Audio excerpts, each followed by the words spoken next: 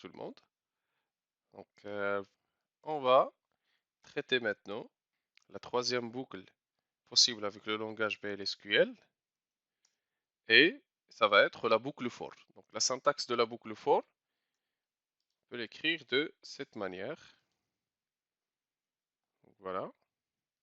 Donc, il y a le mot-clé for, et après, il y a un compteur, il y a l'instruction in et bien sûr, il y a ce qu'on appelle une option reverse. Et après, le début, les deux points. Alors, les deux points, c'est un opérateur qui signifie une plage. Donc, la plage, elle a un début et une fin. D'accord? Et après, le mot-clé, loop. Ok. Donc, on va faire un petit exemple pédagogique.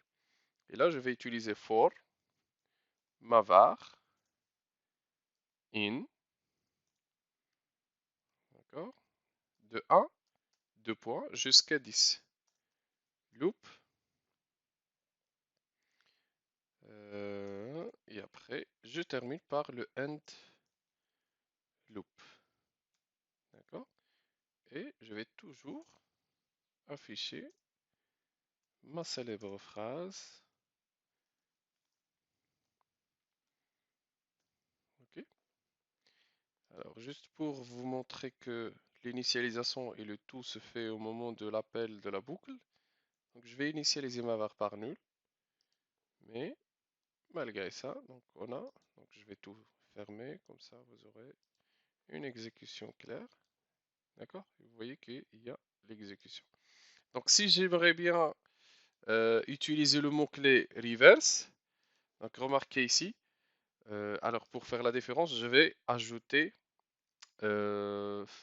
ici ma var concaténé avec ma phrase. Donc regardez. Donc, sans rien faire, l'exécution, ça se fait de cette manière. Donc 1, 2, 3 jusqu'à 10. Donc si je mets reverse ici, regardez.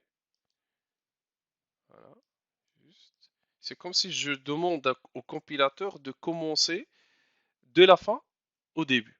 Donc la première exécution, c'était 1, 2, 3 jusqu'à 10. La deuxième exécution en utilisant le mot-clé reverse, elle est 10, 9, 8 jusqu'à 1. D'accord? Donc voilà, c'est une syntaxe très simple. Et on a terminé cette partie-là du traitement répétitif. Et on va entamer une nouvelle partie.